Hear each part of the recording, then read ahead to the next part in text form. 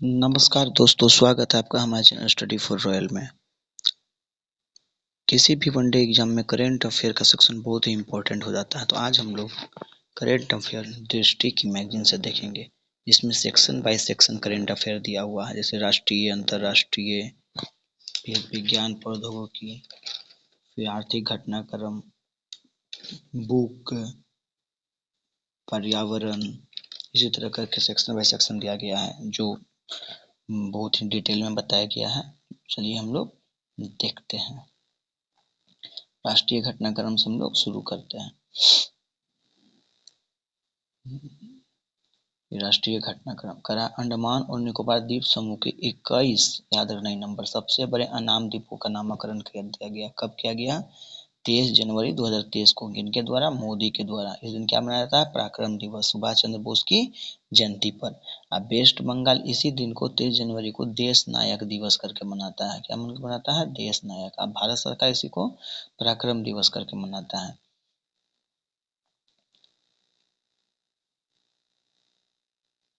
तो कहा जा रहा है 21 द्वीपों का नामकरण किया गया। ठीक है, इसमें दिया गया है, यही जो किया गया है नामांकन। इतना पूरा याद रखने का जरूरत नहीं है, कुछ कुछ पॉइंट याद रख लीजिए जो बहुत इंपॉर्टेंट है। जब 2017-18 में मोदी सरकार कुछ कुछ का नाम बदला, जैसे नील द्वीप को शहीद द्वीप रखा गया था नाम। ठीक है, शहीद द्वीप नील को। इसी को हैवलॉक, याद होगा आप लोग को, हैवलॉक को नाम रखा गया स्वराज द्वीप। ठीक है, और एक था रॉस द्वीप, रॉस, तो रॉस को सुभाष चंद्र बोस के नाम पर बोस द्वीप कहा गया था, बोस। यही तीन को याद रखना है। चलिए ठीक है, नेक्स्ट क्वेश्चन पे आते हैं। 3 राज्यों में विधानसभा चुनाव की तारीखों का ऐलान हो गया है। कौन कौन राज्य है ये? नागालैंड, मेघालय और त्रिपुरा। ये जान लीजिए, तीनों में कुल सीट 60 है। ठीक है, तो अभी इसका रिजल्ट भी आ गया है, जिसमें कहा गया है कि मेघालय, ठीक है, और त्रिपुरा, ये दोनों जगह एनडीए बहुमत में आया है। ठीक है, और मेघालय का जहाँ तक बात है, मतलब सब जगह 30-30 60-60 सीट है। तो 2 जगह बीजेपी आ गया है, जिसमें है नागालैंड और त्रिपुरा, नागालैंड और त्रिपुरा में। ठीक है, और मेघालय में क्या हुआ है कि यहाँ पर एनपीपी सबसे बड़ी पार्टी के रूप में उभरी है और भाजपा को 2 सीट मिली है। यहाँ पर है कि अगर ये दोनों साथ आते हैं तो यहाँ भी एनडीए हो सकता है, लेकिन यहाँ पे एनडीए पहले से ही पूर्ण बहुमत में आया है नागालैंड और त्रिपुरा में, मतलब बीजेपी प्लस जो है बीजेपी गठबंधन उसका। ठीक है, चलिए हम लोग नेक्स्ट क्वेश्चन पे आते हैं। नेक्स्ट क्वेश्चन है, annual states of education report असर कहलाता है, 2022 में आया है। इसमें यही कहा गया है कि 2000 नामांकन का आंकड़ा बताया गया कि 2018 में 97.2 था, जो 22 में 98.4 हो गया है। मतलब कहने का है कि नामांकन हम लोग का बढ़ रहा है। ठीक है, तेजी से वृद्धि देखने को मिली है, और 2018 में जहाँ 65.6% था, वहीं अब 72.9% हो गया है। यही सब बताया गया है। फिर सरकारी या निजी स्कूलों में कक्षा 3 के बच्चों का प्रतिशत, जो कक्षा 2 के स्तर पर पढ़ने में सक्षम थे, तो 18 में जो 27 था और गिर के 2022 में 20 हो गया है। समझे, मतलब कक्षा 3 का बच्चा लोग है, लेकिन 2 क्लास भी पढ़ने में सक्षम थे, तो ऐसा गिर गया बच्चा 27% 20% हो गया है। उसी तरह कह रहा है, सरकारी या निजी स्कूलों में कक्षा 5 में नामांकित बच्चे का प्रतिशत, जो कम से कम कक्षा 2 के स्तर का पाठ पढ़ सकते हैं, 2018 में 50.5 से गिर के 22 में 42.8 हो गया है। ठीक है, फिर याद रखना है कि कक्षा 3 के छात्रों का प्रतिशत, जो कम से कम घटाव करने में सक्षम थे, वो 2022 में भी गिरा है, मतलब सब जगह गिर ही रहा है, 25.9 हो गया, जो 28% पहले बच्चा जानता था। फिर देश भर के कक्षा 5 के बच्चों का अनुपात जो विभाजन कर सकता था, मतलब डिवाइड कर सकता था, 2018 में 27.9 था, जो 22 में घट के 25.6 हो गया। राष्ट्रीय स्तर पर विभाजन करने वाले बच्चों का अनुपात 2018 में 44%, 1% तो बढ़कर 44.7% हो गया है। ठीक है, ये बताया है सरकार रिपोर्ट में। ठीक है, अब हम लोग को नेक्स्ट देखते हैं।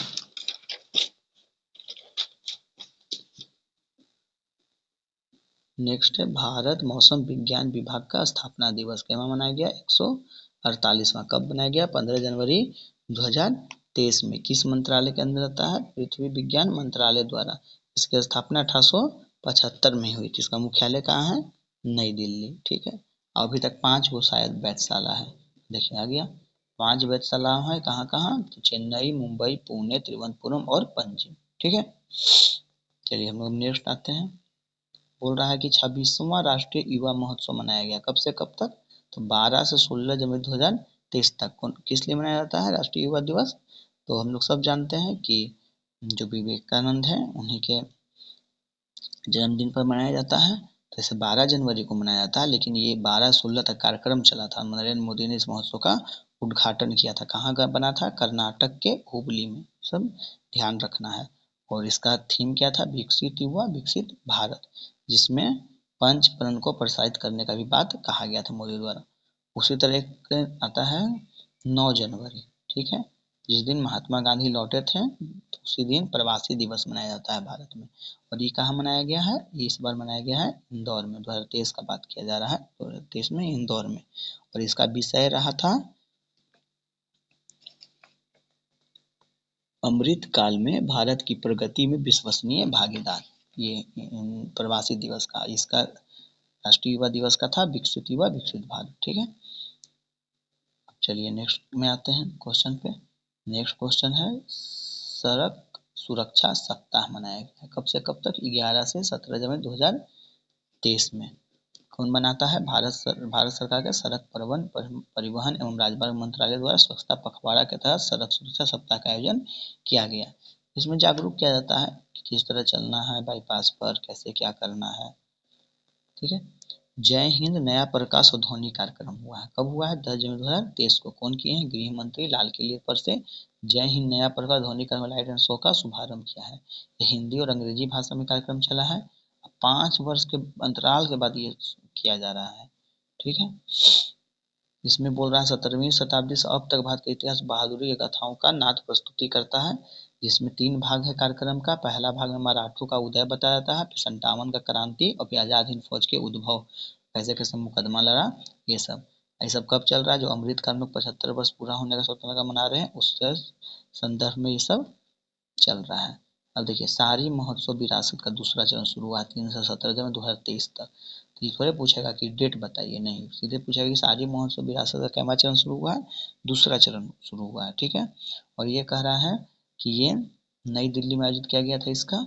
और इसमें भारत की हाथ से बनी 75 साड़ियों का उत्सव पहला चरण 16 दिनों 2022 से 30 दिसंबर 2022 को संपन्न हुआ था। ये दूसरा चरण शुरू हुआ है। इस कार्यक्रम में कौन मंत्रालय शामिल हुआ या मंत्री? देखिए इसका उद्घाटन किए थे वित्त मंत्री निर्मला सीतारमण।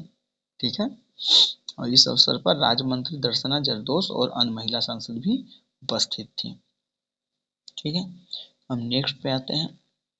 बोलता है इसमें भारत में सड़क दुर्घटना का 2021 पर वार्षिक रिपोर्ट जारी किया गया है। और ये कौन किया है? केंद्रीय सड़क परिवहन राजमार्ग मंत्रालय। इसमें कहा गया है कि रिपोर्ट के मुताबिक 21 में यहाँ 4,12,432 सड़क दुर्घटना हुई थी, जिनमें 1,53,972 की जान गई थी या 3,84,448 लोग घायल हुए थे। ठीक है, तो बोल रहा है 2021 में सड़क दुर्घटनाओं में 8.1% घायलों की संख्या में 14.8% की कमी हुई थी। मतलब 2020 के डाटा के अनुसार बोल रहा है कि 21 में जो रिपोर्ट है उसमें कमी देखा गया है। ठीक है, अब हम लोग नेक्स्ट क्वेश्चन पे आते हैं। नेक्स्ट क्वेश्चन है खेलो इंडिया के तहत नए केंद्र, कितना नया केंद्र खुलेगा? 1000 केंद्र खोलने का कहा बोला है सरकार। अब 750 केंद्र पहले ही खोले जा चुके हैं, अब 250 इस वर्ष अगस्त तक खोल दिए जाएंगे। ठीक है, और इसका जो हुआ था राजस्थान के चित्तौड़गढ़ के इंदौर स्टेडियम के शिलान्यास समारोह के दौरान ये बात बताया गया था। और इंडोर स्टेडियम, तो इंदौर नहीं समझेगा, इंदौर मतलब ये राजस्थान के चित्तौड़गढ़ में। ठीक है, अब चलिए हम लोग नेक्स्ट क्वेश्चन पे आते हैं। सामाजिक प्रगति सूचकांक आया है जो प्रधानमंत्री के आर्थिक सलाहकार इसको थे विवेक देबराय, वही ये जारी किए हैं। इसमें कहा गया है कि पुडुचेरी, लक्षद्वीप और गोवा इन सभी राज्यों में सबसे बेहतर प्रदर्शन करने वाले राज्य हैं। और झारखंड जो है और बिहार की स्थिति सबसे खराब है। झारखंड का सबसे कम स्कोर मिला है, सेकेंड लास्ट अपना बिहार है 44.95। द रेजिस्टेंस फ्रंट पर प्रतिबंध, हाल ही में जो केंद्र सरकार है वो इस फ्रंट पर आतंकी संगठन इसको घोषित कर दिया है, जो जम्मू कश्मीर पर गलत तरीके से डाइवर्ट करने का काम कर रहा था। इस तरह राष्ट्रीय हम लोग देख चुके हैं, जनवरी माह का इम्पोर्टेंट। अब हम लोग अंतर्राष्ट्रीय न्यूज में आते हैं। बोल रहा है हेनले पासपोर्ट इंडेक्स 2023 भी आ गया है। तो ये पहले मतलब पूछेगा कि कौन निकालता है, हेनले पासपोर्ट इंडेक्स कौन जारी करता है। तो कहता है कि London based global citizenship and residence advisory firm Henley and Partners निकालता है, ठीक है। इसके अनुसार पूछेगा पहले कि भारत का रैंकिंग क्या है, तो 85 है, ठीक है। पड़ोसी देश का 90 है, चीन का ये सब उतना इम्पोर्टेंट नहीं है। और पिछला बार भारत की रैंकिंग 87 थी, अब 85 है, ठीक है। तो हम लोग को देखना है कि इसमें सबसे शक्तिशाली पासपोर्ट किसका है। तो कह रहा है कि इसमें सबसे शक्तिशाली पासपोर्ट जापान का है। जापान के देश बिना पासपोर्ट के बहुत सारे देश में जा सकते हैं। दूसरा नंबर पर सिंगापुर है और फिर साउथ कोरिया का नंबर आता है, ठीक है। First Japan, second Singapore, third south Korea है, ठीक है। अब सबसे खराब किसका, मतलब अफगानिस्तान है। मतलब अफगानिस्तान को 27 देश वीजा फ्री यात्रा की अनुमति देता है, सिर्फ इसलिए सबसे लास्ट में है। भारत इस बार कितना नंबर पे, 85 पे, ठीक है। यही याद रखना है। चलिए हम लोग नेक्स्ट क्वेश्चन पे आते हैं। बोल रहा है कि क्रोएशिया बना, मतलब क्रोएशिया एक देश है, यूरो जोन में शामिल होने वाला 20वां कंट्री बना। तो इसका देखिए इंपॉर्टेंट फैक्ट देख लेते हैं। बोलता है कि क्रोएशिया जो है यहाँ के मुद्रा कूना मुद्रा था, जिसको अलविदा कह दिया और बोल रहा है कि अब हम यूरो को करेंसी के रूप में अपनाएंगे। जिससे कहने का मतलब है, जैसे देखिए भारत में भी रुपया चलता है, ठीक है। तो मान लीजिए कि भारत का रुपया ना अंतर्राष्ट्रीय स्तर पे मतलब बहुत मजबूत है, जैसे डॉलर है उसी तरह है। एक हम सपोज दैट मानने का बात कर रहे हैं। तो क्या कहा गया कि हम लोग जितने भी पड़ोसी देश हैं, कहें भारत, पाकिस्तान, श्रीलंका, म्यांमार, बांग्लादेश, नेपाल, भूटान, इस सब कहें मिलके कि चलो यार हम लोग अपना एक जोन बनाते हैं, जो हम लोग कहलाएंगे भारतीय उपमहाद्वीप जोन। और यहाँ पे जितने भी लोग हैं सब फ्री में यात्रा करेंगे, फ्री मुक्त व्यापार बिजनेस करेंगे और हम लोग एक ही रुपया को अपनाएंगे। तो इसी तरह यूरोपीय कंट्री जो है उन लोग एक यूरोपीय यूनियन करके एक संघ बनाया था, मतलब एक संस्था है, उसमें सब ज्वाइन होता है। और उसमें एक ही मतलब जो जो उसमें ज्वाइन होता है वो सब देश कंट्री आराम से जा सकता है, बिना कोई वीजा के आराम से बिजनेस कर सकता है, मतलब इस तरह का।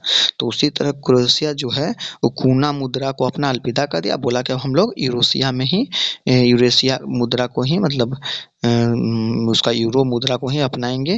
और इसमें कहा गया कि ये 20वां ऐसा हुआ जो यूरोपियन यूनियन, जो बोले ना यूरोप के कंट्री मिलके एक यूरोपियन यूनियन बना है, उसमें शामिल होने वाला ये 20वां देश बना है, ठीक है। इसके पहले जो बोलता है कि क्रोएशिया जो है इसके पहले शेंगेन जोन में भी प्रवेश कर गया है, ठीक है। जो दुनिया का सबसे बड़ा फ्री वीजा जोन है। शेंगेन जोन यूरोप में एक ऐसा क्षेत्र को जिसमें 27 यूरोपीय देश ने अब तक लोगों को मुक्त और अप्रतिबंधित मूवमेंट के लिए आंतरिक सीमाओं को समाप्त कर दिया है, जो हम बात बता रहे थे, ठीक है, यही है।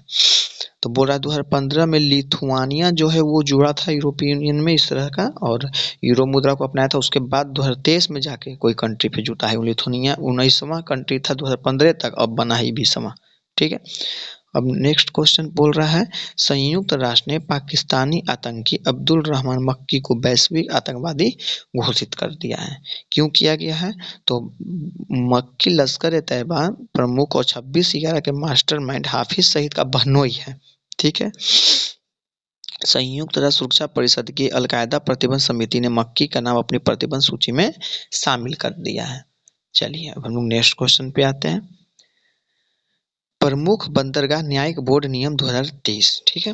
बोल रहा है कि पतन पोत परिवहन जलमार्ग मंत्रालय द्वारा प्रमुख बंदरगाह न्यायिक बोर्ड नियम 2023 को गजट पथ पर अधिसूचित कर दिया गया है। ठीक है।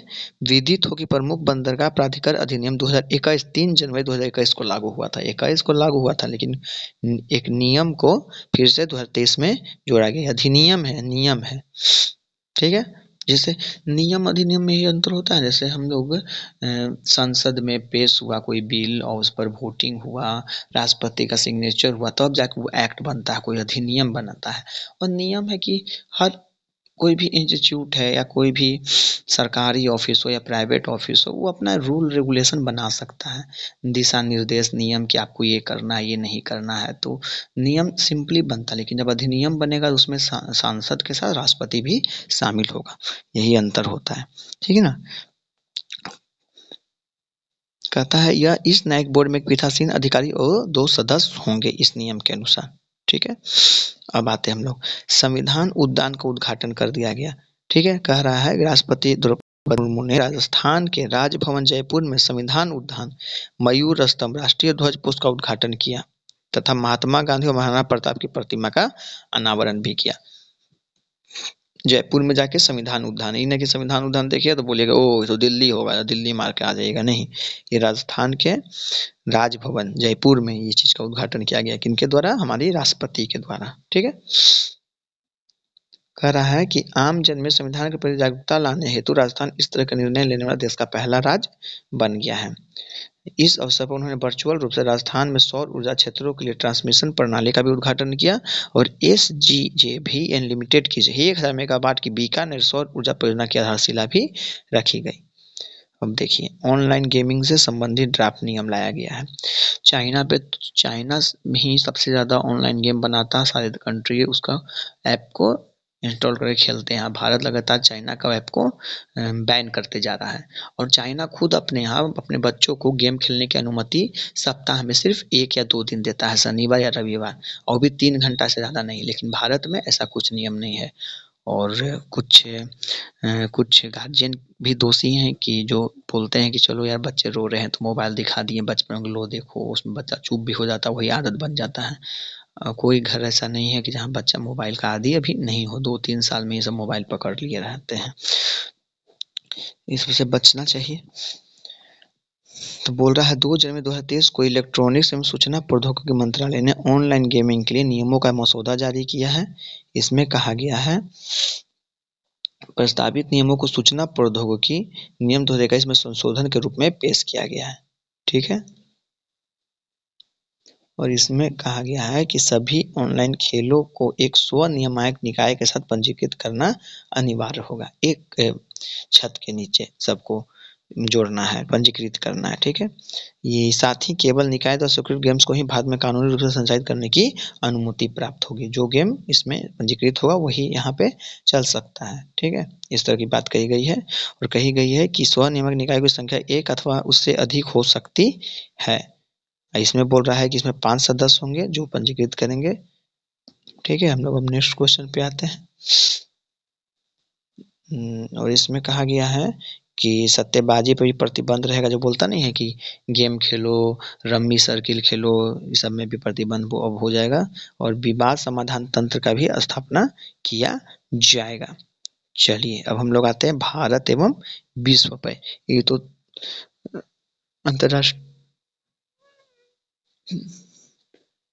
हम लोग अंतर्राष्ट्रीय न्यूज़ देखे हैं जिसमें कुछ कुछ भारत का भी न्यूज़ को दिया गया है। अब हम लोग भारत और विश्व का देखते हैं कि भारत और विश्व का क्या घटनाक्रम हुआ है।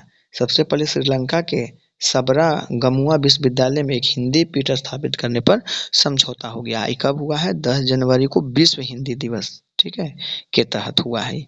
भारतीय उच्च आयोग ने श्रीलंका के सबरागमुआ विश्वविद्यालय में हिंदी पीठ स्थापित करने पर समझौता पर हस्ताक्षर कर लिया गया है। और कहा जा रहा है इसमें ये श्रीलंका का ये विश्वविद्यालय जो है बेलुहुलोया बागलोंडा श्रीलंका में स्थित एक सार्वजनिक विश्वविद्यालय है। यह 20 नवंबर 1991 को स्थापित किया गया था। और भारत और ऑस्ट्रेलिया संबंध के बारे में देखते हैं। हम लोग जान ही रहे हैं कि दिसंबर 2022 में फ्री ट्रेड एग्रीमेंट हुआ था, मुक्त व्यापार समझौता, जिसके तहत भारतीय कारोबारी और ऑस्ट्रेलिया कारोबारी एक दूसरा देश में बिना कोई एक्स्ट्रा टैक्स दिए हुए, बिना एक्स्ट्रा ड्यूटीज के अपना मतलब 0%, मतलब अगर भारत में दाम है 5 रुपया कुरकुरे का तो ऑस्ट्रेलिया में भी 5 ही रुपया बिकेगा। अगर ऑस्ट्रेलिया का कुरकुरे का दाम है 5 रुपया या 10 रुपया तो भारत में भी 10 ही रुपया में, कोई एक्स्ट्रा ड्यूटीज नहीं लगेगा। तो इस तरह भारत ऑस्ट्रेलिया साथ आ रहे हैं और एक अपना मजबूत भागीदार के रूप में उभरने का प्रयास कर रहे हैं। तो इसी में कहा गया है कि ऐसा भारत ऑस्ट्रेलिया जो है भारत का अभी 17वां सबसे बड़ा व्यापारिक भागीदार है और ये एग्रीमेंट लागू होने के बाद इसमें और बढ़ोतरी देखने को मिलेगी। और ऐसा क्यों किया हुआ, तो इसके पीछे एक सिंपल यही कारण है कि चाइना और ऑस्ट्रेलिया बहुत नज़दीक थे, लेकिन चाइना का इंटरफेयर ऑस्ट्रेलिया के पॉलिटिक्स तक में आ गया था और ऑस्ट्रेलिया के बहुत बड़े बड़े नेता को चाइना पकड़वा दिया था कि भ्रष्टाचार के आरोप लगा के, मतलब वहाँ का सॉफ्टवेयर को हैक करके बहुत बड़ा नुकसान करने का काम किया। और जो पैंडेमिक की स्थिति आया 2020 में, तो चाइना के बहुत सारे स्टूडेंट ऑस्ट्रेलिया पढ़ते थे, लेकिन चाइना अब अपने आप को इतना डेवलप कर लिया कि उसके मतलब स्टूडेंट अब वहीं पर पढ़ाई करते हैं। तो इसके लिए वो देख रहा था कि अब कौन बड़ा मार्केट के रूप में है, तो भारत उसको दिखा, तो इसलिए भारत के साथ नज़दीकियाँ अभी लगातार बढ़ती हुई दिख रही है हम लोग की, यही एक कारण है। ये तो फिर मेंस टाइप में हो जाएगा, अगर बहुत ज़्यादा डिटेल में हम लोग गए तो बहुत सारा है इसके पीछे कारण भारत और ऑस्ट्रेलिया के नज़दीक आने का। तब चलिए हम लोग देखते हैं आर्थिक घटनाक्रम। स्टार्टअप इंडिया नवोन्मेष सप्ताह बना है 10 से 16 जनवरी 2023 के बीच। कौन मनाया है स्टार्टअप सप्ताह, तो ये वाणिज्य और उद्योग मंत्रालय के तहत बना है, ठीक है। और इसका कौन अगर विभाग कहेगा तो आंतरिक एवं व्यापार संवर्धन विभाग के द्वारा मनाया गया है, ठीक है। कह रहा है कि इसको बढ़ावा देने हेतु देश भर में 75 से अधिक स्थानों पर यह कार्यक्रम आयोजित किया जाएगा। 16 जनवरी को राष्ट्रीय स्टार्टअप दिवस भी मनाया जाता है। कह रहा है कि इस बार भारत G20 की अध्यक्षता के तहत मतलब स्थापना G20 का इस बार भारत ही ना मेजबानी कर रहा है और इसी में मनाया गया स्टार्टअप भी कि G20 के दोस्त के लोगों को कहा जा रहा है कि आप लोग स्टार्टअप यहाँ पर लाइए, निवेश लाइए, इस तरह का है। और क्या कि जागरूक हो। भारतीय रिजर्व बैंक ने किया उत्कर्ष 2.0 का लॉन्च। क्या है ये, तो भारतीय रिजर्व बैंक ने गवर्नर शक्तिदास ने उत्कर्ष 2.0 लॉन्च किया है। अब देखिए भारतीय रिजर्व बैंक है जो जब जानते हैं कि ये नियामक बॉडी है जो करेंसी को देखता है, तो इसका कोई हेड बनेगा तो आप लोग समझते होंगे बहुत बड़ा अर्थशास्त्री होगा, लेकिन नहीं, ये जो शक्तिदास कांत है ये हिस्ट्री के स्टूडेंट रहे हैं और इनका पीजी जो भी है जो इतिहास विषय से हुआ है। लेकिन जो इनके पहले जो गवर्नर थे उनसे कुछ विवाद होने के कारण वो चल गए थे भारत छोड़ के कहीं और। अब लेक्चर देते हैं वो रघुराम राजन थे, बहुत ही स्कॉलर व्यक्ति थे वो, इकोनॉमिक्स थे, लेकिन ये जो हैं वो हिस्ट्री पढ़े हैं, वहाँ तक पीजी हैं, लेकिन मोदी सरकार के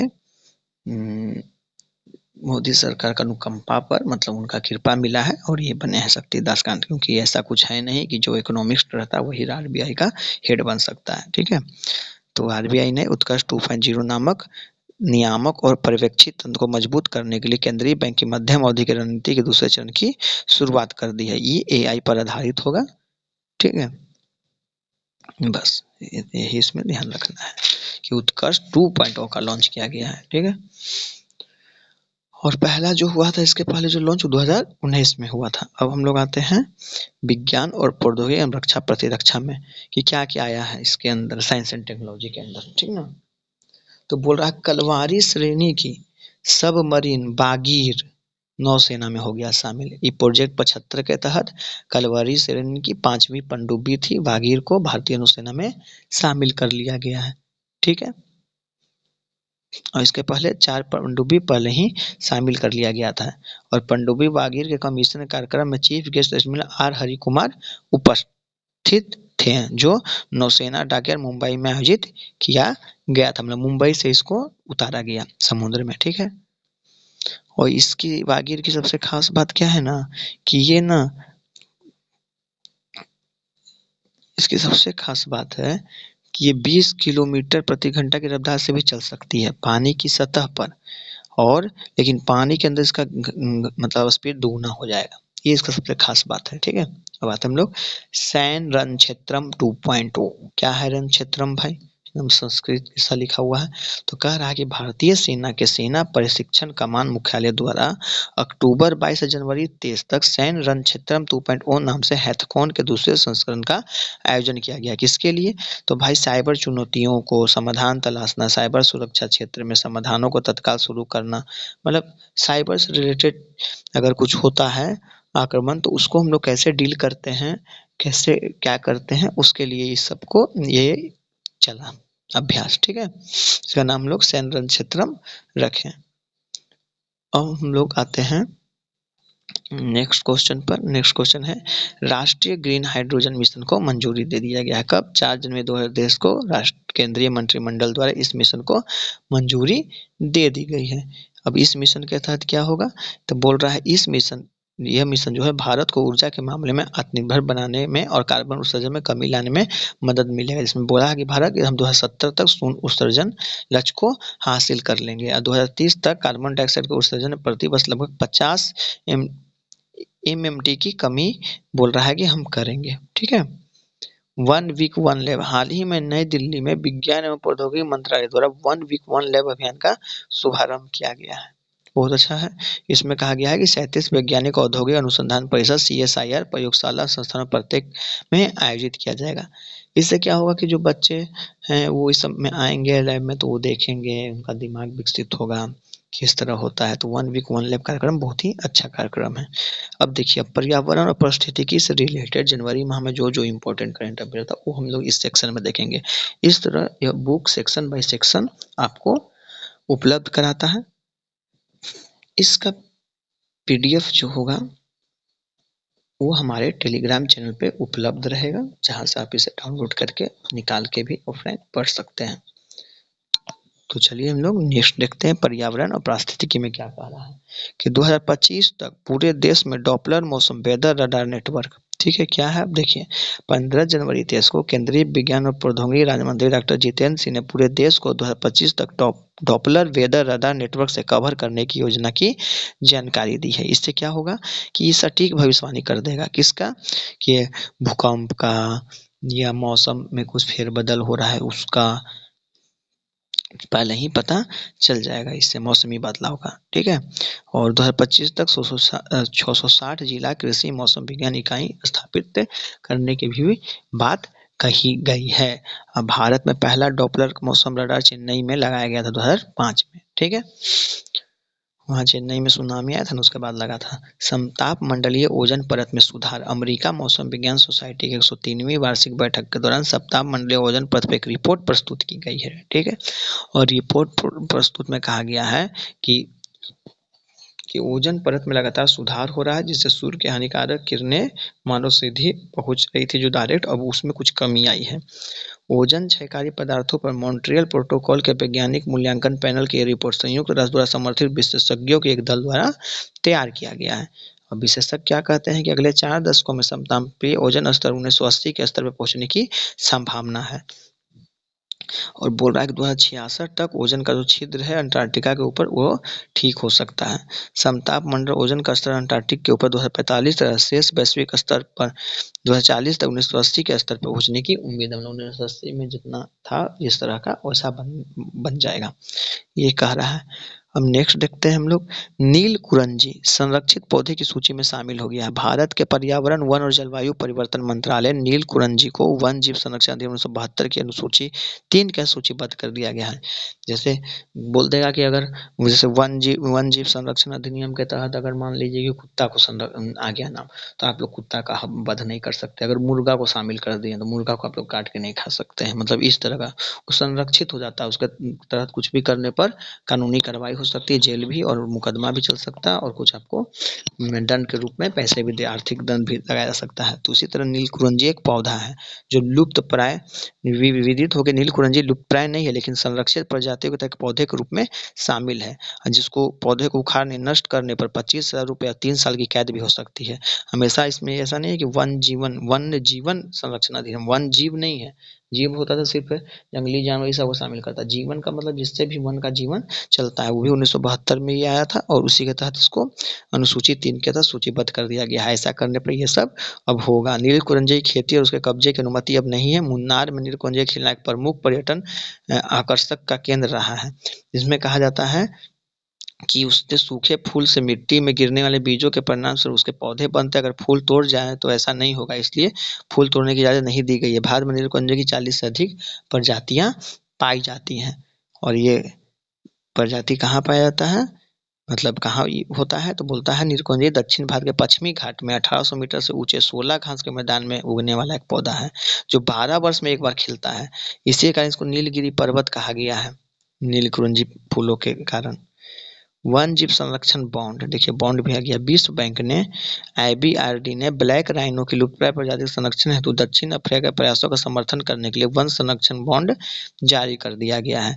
WCB को राइनो बॉन्ड के रूप में भी जाना जाता है। यह 5 वर्षों का 150 मिलियन अमेरिकी डॉलर का सतत विकास बॉन्ड है। चलिए अब हम लोग व्यक्तित्व देखते हैं। कैप्टन शिवाजी चौहान जो है वो क्या बन गई हैं, दुनिया के सबसे ऊंचे क्षेत्र सियाचिन ग्लेशियर पे कुमार पोस्ट नाम है, वहां तैनात हुई है, पहली महिला अधिकारी है। ठीक है, जो 9000 फीट है भाई ऊपर एकदम। देखिए 15600 फीट की ऊंचाई पर ही चौकी है, 3 महिला के तैनात की गई हैं। और इसके पहले वो 9000 फीट की ऊंचाई पर तैनात हुई है, मतलब वहाँ ट्रेनिंग ली 9000 के ऊपर, अब 15600 के ऊपर आ गई हैं। अब देखिए प्रवीण कुमार श्रीवास्तव कौन है भाई, तो कह रहा भारत सरकार ने सतर्कता आयुक्त प्रवीण कुमार श्रीवास्तव को कार्यवाहक केंद्रीय सतर्कता आयुक्त की नियुक्त किया है। ठीक है, केंद्रीय सतर्कता आयुक्त के रूप में इन्हें नियुक्त कर दिया गया है। अब अरुणा मिलर कौन है भाई, तो भारत के हैदराबाद में जन्मी अरुणा मिलर हाल ही में अमेरिका के मैरीलैंड राज्य की पहली भारतीय अमेरिका लेफ्टिनेंट गवर्नर बन गई हैं। उन्होंने भगवत गीता पर हाथ रखकर शपथ ली और पद को संभाला है। ठीक है, अब नेक्स्ट आते हैं, नाम है परवीन शर्मा। ये भाई क्या किए हैं, तो ये हैं स्वास्थ्य और परिवार कल्याण मंत्रालय के तहत राष्ट्रीय स्वास्थ्य प्राधिकरण आयुष्मान भारत डिजिटल मिशन में निदेशक के रूप में चुने गए हैं ये। ठीक है, चलिए नेक्स्ट आता है DG पंकज कुमार सिंह। हाल ही में सेवानिवृत्त BSF DG पंकज कुमार सिंह को डिप्टी NSA मतलब उप राष्ट्रीय सुरक्षा सलाहकार नियुक्त किया गया है। और मुख्य तो अजीत डोभाल है ही ना, तो ये उप बन गए हैं उनके साथ। चलिए त्याग पत्र दे दिए RS सोढ़ी, क्या चीज़ दिए हैं, Gujarat co operative milk marketing federation limited के MD RS सोढ़ी ने अपने पद से इस्तीफा दे दिया है। ठीक है, अब इनके जगह RS सोढ़ी की जगह जयंत मेहता लेंगे उनकी जगह। अब निधन में देखिए शरद यादव का निधन हो गया, ये केंद्रीय मंत्री भी रह चुके हैं, जनता दल यूनाइटेड के पूर्व राष्ट्रीय अध्यक्ष भी रह चुके हैं। 75 वर्ष की आयु में इनका निधन हो गया। और बोला जाता है इनके बारे में कि इनका जन्म जो हुआ था 1 जुलाई 1947 को मध्य प्रदेश के होशंगाबाद जिले के बाबाई गांव में जन्मे शरद यादव पहली बार 74 में मध्य प्रदेश के जब्बलपुर में से एक उपचुनाव में लोकसभा के लिए चुने गए थे। देखिए 47 में जन्म हुआ था, मतलब जुलाई में, मतलब देश आजाद होने के 1 महीना पहले। और सांसद कब चुने गए, 4-7 का उल्टा कर दीजिए 7-4, मतलब 74 में, वो भी उपचुनाव में जीते थे। ठीक है, फिर आगे हम लोग देखते हैं इनके बारे में कि जब अटल बिहारी वाजपेयी के नेतृत्व वाली सरकार में नागरिक उड्डयन और खाद्य नागरिक आपूर्ति पोर्टफोलियो को संभालने वाले केंद्रीय मंत्री भी रहे हैं। और ये ऐसे नेता हैं जो 3 राज्यों से लोकसभा चुनाव जीते थे, मध्य प्रदेश जब्बलपुर से 2 बार, उत्तर प्रदेश बदायूं से 1 बार तथा बिहार में मधेपुरा से 4 बार जीते हैं। ठीक है, चलिए नेक्स्ट क्वेश्चन पे आते हैं। लिसा मैरी प्रेस्ली कौन है भाई, तो मशहूर अमेरिकन सिंगर है जी और सॉन्गर राइटर लिसा मैरी प्रेस्ली का 54 वर्ष की उम्र में आकस्मिक निधन हो गया। ठीक है, चलिए हम लोग नेक्स्ट क्वेश्चन पे आते हैं। जेफ बेफ द म्यूजिक की दुनिया में गिटार गॉड के नाम से जाने जाते थे और इनका भी निधन हो गया। गिटार गॉड याद रखना है, जेफ बेक। इनका इंग्लैंड के वालिंगटन में हुआ था इनका जन्म। ठीक है, पेले का नाम तो सब जानते हैं, फुटबॉलर रहे हैं, तो जो 1363 मैच में 1281 गोल किए थे। और पेले ने ब्राजील की ओर से 92 मैचों में 77 गोल किया है। ब्राजील का प्लेयर रहे थे ये। और ब्राजील को 3 बार, जब 58, 62, 70 में वर्ल्ड मतलब फीफा वर्ल्ड कप जीता, तो इसमें इनकी मुख्य भूमिका रही है, तो इनका भी निधन हो गया है। ठीक है, अब हम लोग का देखना है योजना परियोजना जो इम्पोर्टेंट है, कौन कौन योजना आया है इम्पोर्टेंट। तो देखिए बोल रहा है कि राष्ट्रपति द्रौपदी मुर्मू ने राजस्थान के SJVN की 1000 मेगा बीकानेर सौर परियोजना की आधारशिला रखी, जो गई थी ना संविधान उद्यान का उद्घाटन कर जयपुर में, उसी समय इसको रखा गया था। ठीक है, क्योंकि राजस्थान अभी जो है सोलर मतलब बोलता है ना कि सूर्य उष्मा से ऊर्जा बनाने के मामले में सबसे नंबर 1 राज्य कौन है, तो वो है राजस्थान ही, कि वहाँ सोलर सोलर एनर्जी सबसे ज़्यादा प्रोड्यूस किया जा रहा है। और रूफ टॉप में मतलब छत के ऊपर लगा हुआ देखते हैं ना कि प्लेट लगा रहता है, उससे सबसे ज़्यादा कौन बिजली अभी बना रहा है, तो गुजरात बना रहा है। ये 2 चीज़ याद रखना है। चलिए हम लोग नेक्स्ट आते हैं।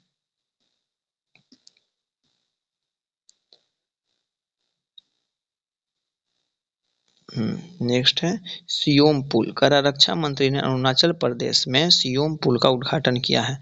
सीमा सड़क संगठन द्वारा पूरा किया गया था ये पुल, और रक्षा मंत्री राजनाथ सिंह इसका उद्घाटन किया अरुणाचल प्रदेश में। ठीक है, योजना परियोजना में ही 2 दिया गया है। अब आगे देखते हैं क्या दिया है। हाँ, एक और दिया है कि राष्ट्रीय हरित हाइड्रोजन मिशन के लिए 19,744 करोड़ रुपए की मंजूरी दे दी गई है प्रधानमंत्री मोदी की अध्यक्षता में।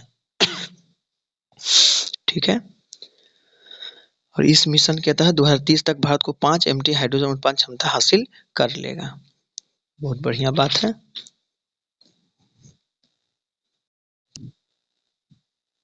अब कह रहा है कि 2030 तक देश में लगभग 1,25,000 मेगावाट की नवीकरणीय ऊर्जा क्षमता वृद्धि के साथ हर साल कम से कम 50 लाख टन हाइड्रोजन उत्पादन क्षमता पैदा करने का लक्ष्य भी रखा गया। अब नेक्स्ट देखते हैं। बोल रहा है कि अल्पसंख्यक छात्रों के लिए पढ़ो प्रदेश योजना बंद कर दिया जाएगा। कह रहा है कि अल्पसंख्यक मंत्रालय की तरफ से अल्पसंख्यक छात्रों को दी जाने वाली पढ़ो प्रदेश स्कीम को बंद कर दिया गया। मंत्रालय ने विदेश में पढ़ाई के लिए एजुकेशन लोन पर लगने वाले ब्याज पर सब्सिडी देने वाली इस योजना को बंद कर दिया गया है। या रिपोर्ट के मुताबिक इंडियन बैंक एसोसिएशन द्वारा पिछले महीने सभी बैंकों को 22 देश से पढ़ो प्रदेश ब्याज सब्सिडी योजना को बंद करने के बारे में सूचित किया गया था। और ये जो है ना केनरा बैंक के द्वारा योजना को चलाया जा रहा था। कहता है कि 31 मार्च 2022 तक के मौजूदा लाभार्थियों को स्कीम की अवधि खत्म होने तक ब्याज व सब्सिडी का लाभ मिलता रहेगा। मतलब 22 में जिसको मिला है उसको लास्ट तक मिलेगा, लेकिन अब नया नहीं मिलेगा। और 2006 से डॉक्टर मनमोहन सिंह द्वारा इसका पेश किया गया था इसको, लेकिन अब इसको बंद किया जा रहा है। सुन्नी बांध जल विद्युत परियोजना, ठीक है, सीधे पूछेगा ये कहाँ है और कुछ नहीं पूछेगा, तो हिमाचल प्रदेश में। इसको भी SJVN लिमिटेड द्वारा बनाया जा रहा है, जो बीकानेर में सोलर वाला बना रहा है एनर्जी को, यही जल विद्युत परियोजना को भी बना रहा है। ठीक है ना।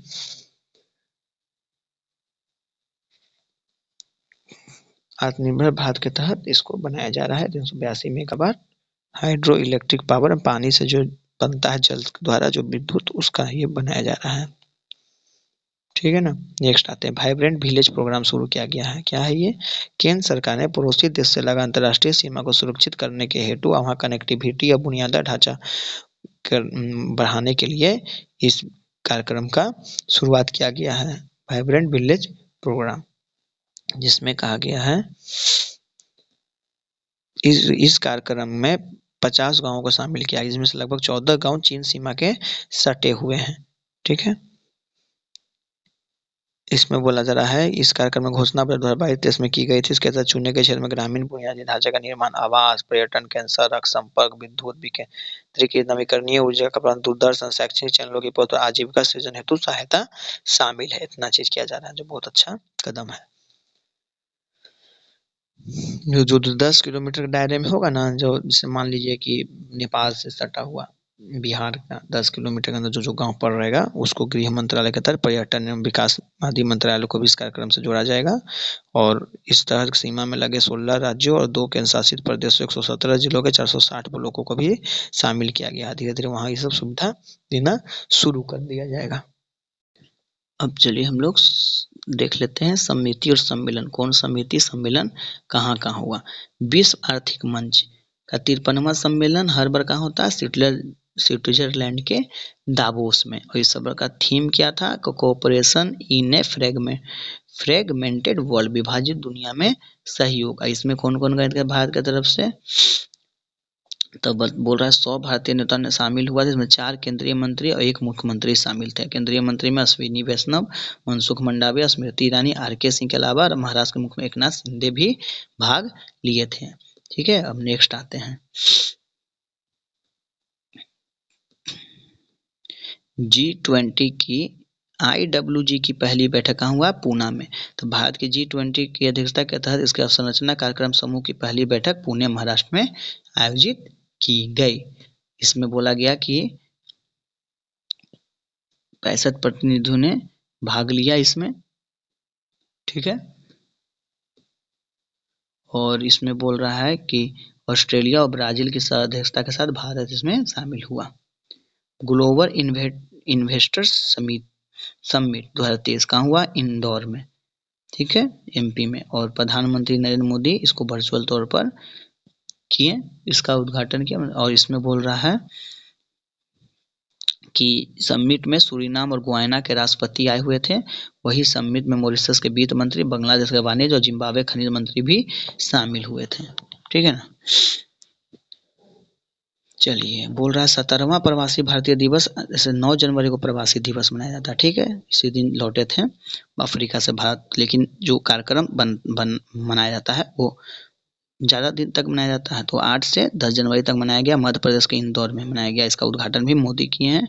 आज़ादी का अमृत महोत्सव, भारतीय स्वतंत्रता प्रवासी भारतीय योगदान विषय पर पहली बार इसका उद्घाटन किया गया था। और इसी में आए हुए थे कौन? सूरीनाम के राष्ट्रपति। ठीक है, देखिए यहाँ होगा मुख्य अतिथि के रूप में गुयाना के राष्ट्रपति मोहम्मद इरफान, जबकि सूरीनाम के राष्ट्रपति चंद्रिका प्रसाद संतोखी विशिष्ट अतिथि थे। और इसका विषय भी हम लोग आपको बताए थे पहले कि अमृतकाल में भारत की प्रगति के लिए विश्वसनीय भागीदार। तो इसी में ग्लोबल इन्वेस्टर समिति भी साथ में लॉन्च किया गया और उसमें ये दोनों भी शामिल थे, गुयाना और सूरीनाम के राष्ट्रपति। ठीक है, इसमें अलग अलग सामुदायिक कल्याण में इरफान अली राष्ट्रपति गुयाना को पुरस्कार मिल गया है सामुदायिक कल्याण में। उस अलग अलग में अलग अलग लोगों को दिया गया है, तो ये इतना इम्पोर्टेंट नहीं है। अब आते हैं हम लोग 108वीं भारतीय विज्ञान कांग्रेस का आयोजन कहाँ गया? तो राष्ट्र संत तुकडोजी महाराज नागपुर विश्वविद्यालय में महाराष्ट्र में ये 108वीं जयंती मनाई गई 3 से 7 जनवरी 2023 के बीच में। ठीक है, और इसका विषय हम लोग को देख लेना है। इस सम्मेलन का मुख्य विषय महिला सशक्तिकरण के साथ सतत विकास के लिए विज्ञान और प्रौद्योगिकी रखा गया था। और सबसे पहला सम्मेलन इसका कब हुआ था? पहला अधिवेशन 1914 में किया गया था। ठीक है, जब हम लोग का देश में गुलामी तभी हुआ था। चलिए हम नेक्स्ट देखते हैं। वित्तीय समावेशन पर G20 समूह की पहली बैठक भी हो गई है। ठीक है, और ये कहाँ हुआ था? कलकत्ता में हुआ। एक पुणे में हुआ था। तो जो पुणे में हुआ था वो किसका हुआ था? ये सब नाम याद रखना। वो हुआ था अवसंरचना का, इंफ्रास्ट्रक्चर का, IWG का। और ये हुआ है वित्तीय समावेशन पर। ठीक है, चलिए अब हम लोग ऑपरेशन और अभियान देखते हैं। कौन कौन ऑपरेशन हुआ है? भारत और फ्रांस के अरुण हुआ है। तो अरुण कहाँ? द्विपक्षीय नौसैनिक अभ्यास। नौसैनिक मतलब पानी, मतलब जल पर होने वाला है। ये है वरुण नाम है। 21वां संस्करण था। ठीक है, इसका। और ये 93 से शुरू हुआ है। युद्धाभ्यास 93 शुरू हुआ, तब ना 21वां बना अभी। ठीक है, और 2001 में जाके इसका नाम वरुण दिया गया इस अभ्यास का। चलिए हम लोग अब देख लेते हैं चर्चित पुस्तक जनवरी का। The braving A viral storm. केंद्रीय स्वास्थ्य मंत्री नई दिल्ली में इस स्टोरी पुस्तक का विमोचन किया, मतलब वो उद्घाटन किया। यहाँ पर लिखे हैं कौन? तो आशीष चांदोरकर और सूरज सुधीर द्वारा लिखा गया है। ठीक है, फिर चर्चित स्थल देख लीजिए, कुब्बत अल हवा मिस्र। यहाँ पे बहुत सारा चीज मिला है फिर से। पूरा हाल ही में मिस्र के एक वीरान मकबरे में कई बिना सिर वाले प्राचीन मगरमच्छों की मम्मी मिल गई है। बाप रे, जो बिना सिर के हैं। बोला जाता है ना उस समय ना शवों को इस तरह का देवता को खुश करने के लिए अनोखा तरीके से सिर को काट दिया जाता था। जैसे कैसे बलि दिया जाता था, जो मिला है खुदाई के दौरान हाल ही में वहाँ पे। बोल रहा है ये मगरमच्छ बहुत दुर्लभ टाइप का है, जो हालिया खुदाई में मिले हैं। कुब्बत अल हवा का वीरान मकबरा अद्भुत है। यहाँ मगरमच्छ की मम्मी का कलेक्शन, इसे आसानी से अध्ययन किया जा सकता है। पहला पांडुलिपि संग्रहालय केरल की राजधानी तिरुवनंतपुरम में विश्व कतार के पत्तों वाला पहला पांडुलिपि संग्रहालय स्थापित कर दिया गया। बोला जाता है कि पहला बार यूरोपीय शक्ति को पराजित किया गया था ट्रावनकोर के द्वारा, उसी की कहानी यहाँ पे प्रदर्शित किया गया है। ठीक है, अब हम लोग देख लेते हैं पुरस्कार और सम्मान। तो प्रधानमंत्री राष्ट्रीय बाल पुरस्कार 2023 में किसको मिला है? नई दिल्ली में से 11 बच्चों को मिला है। ठीक है, ये याद रखना है। 5 से 18 वर्ष के बच्चे जो होते हैं इसमें शामिल होते हैं, जिसमें संस्कृति के लिए 4, बहादुरी के लिए 1, नवाचार के लिए 2, समाज सेवा के लिए 1 और खेल के लिए असाधारण प्रतिभा के लिए 3 गो का चुनाव किया गया था, 3 गो को मिला है। अब देखिए हम लोग नेक्स्ट क्वेश्चन पे आते हैं। अमेरिका की आर बोनी ग्रेबियल के शीर्ष सजा मिस यूनिवर्स 2022 का ताज कहाँ की है? 71वां मिस यूनिवर्स ये जीती हैं अमेरिका में, जो हुआ था लुइसियाना स्टेट में के न्यू आर्लेअन्स शहर में, और बनी है बोनी ग्रेबियल। और इनको 21 की मिस यूनिवर्स जो थी भारतीय हरनाथ संधू, वो इनको विनर का ताज पहनाई है। ठीक है, और पहला बार प्रतियोगिता कब हुआ था शुरू? 1952 में। ठीक है ना, अब नेक्स्ट क्वेश्चन पे आते हैं। गोल्डन ग्लोब पुरस्कार 2023 का 80वां गोल्डन ग्लोब पुरस्कार लॉस एंजलिस में अमेरिका में हुआ। इसमें भारत का फिल्म जो RRR है उसका super hit film Naatu Naatu को सर्वश्रेष्ठ मौलिक गीत के लिए प्रतिष्ठित गोल्डन ग्लोब पुरस्कार मिला है। ठीक है, तो इसका देख लेते हैं। Best picture drama the Fabelmans मिला है। ठीक है, एक ये याद रखना है बेस्ट पिक्चर ड्रामा में, और फिर एक्टर एक्ट्रेस याद कर रख लेना है। तो बेस्ट सॉन्ग में तो नाटू नाटू हो ही गया। ठीक है, अब best actor actress motion picture में Michelle Yeoh everything everywhere all एंड टॉस के लिए मिला है। बेस्ट एक्टर कॉलिन फेरल को वही फिल्म द बेनिफिट ऑफ इरोसिन के लिए मिला है।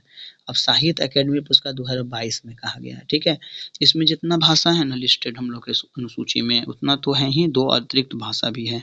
ठीक ना, इसमें तो जिसमें राजस्थानी नहीं है अनुसूची में ना शामिल, लेकिन उसमें इसमें ये आ जाता है। ठीक है, तो बोल रहा है कि 22 दिसंबर 2022 को साहित्य अकादमी पुरस्कार की घोषणा कर दी गई है, जो 11 मई 2000 नई दिल्ली के स्थित कमानी सभागार में वितरित किया जाएगा। ठीक है, तो इसमें वही अलग अलग भाषा के लिए अलग अलग है, तो हम लोग को अंग्रेजी वाला याद रखना है। All the lives we never lived उपन्यास अनुराधा रॉय के द्वारा किया गया। और बोल रहा हिंदी का तुमरी के सब कविता संग्रह बद्री नारायण को मिला है, जीते हैं। उसी तरह अगर मैथिली में पेन ड्राइव में पृथ्वी कविता अजीत आजाद को मिला है। ठीक है, और कुछ देखना नहीं है। उर्दू का ख्वाबा शराब उपन्यास अनीस अशफाक के द्वारा उनको जीता गया है। 8वीं अनुसूची में 22 भारतीय भाषा शामिल है, जिसमें राजस्थानी और अंग्रेजी सहित कुल 24 भाषा में दिया जाता है। पहला 1955 में दिया गया था। ठीक है, अब हम लोग आते हैं खेल घटनाक्रम में। तो शुभमन गिल बन गए वनडे क्रिकेट में दोहरा शतक मारने वाले सबसे कम उम्र के बल्लेबाज। ठीक है, जो न्यूजीलैंड के खिलाफ मारे थे 145 गेंद में। ठीक है, और ये 5वें भारतीय बने हैं। इनके पहले सचिन तेंदुलकर, रोहित शर्मा, वीरेंद्र सहवाग और ईशान किशन दोहरा शतक लगा चुके हैं। चलिए, अब बोल रहा है कटक में हॉकी विश्व कप हुआ था ना, भुवनेश्वर और राउरकेला में 2 जगह किया गया था इसका, और इसमें बोल रहा है जर्मनी जीता, बेल्जियम को हरा के जीत गया था। ठीक है, तो वही है 15वां हॉकी विश्व कप भारत के उड़ीसा में खेला गया था। ठीक है, चलिए, शूट आउट में जीता है 5-4 में। ठीक है, जर्मनी जीता है बेल्जियम को हरा के। कौस्तुभ चटर्जी 18वें एम 78वें एवं एम परनेस बने भारत के 79वें ग्रैंड मास्टर। यही पूछेगा 79वां, तो एम एस परनेस बन गए हैं। ठीक है,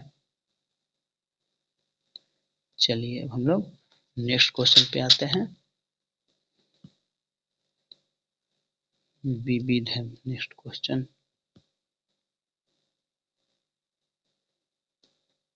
चलिए विविध में आते हैं। तो विविध में क्या है, ये बहुत इंपॉर्टेंट, ये देख लेना है कि उड़ीसा देश का पहला झुग्गी मुक्त राज्य बन गया। उड़ीसा सरकार ने भारत का पहला झुग्गी मुक्त राज्य बनने का महत्वाकांक्षी योजना का लक्ष्य पूरा कर लिया है। उन्होंने 2919 झुग्गियों को अपग्रेड करके जग्गा मिशन के तहत उन्हें मतलब प्रदान कर दिया है पक्का भूमि।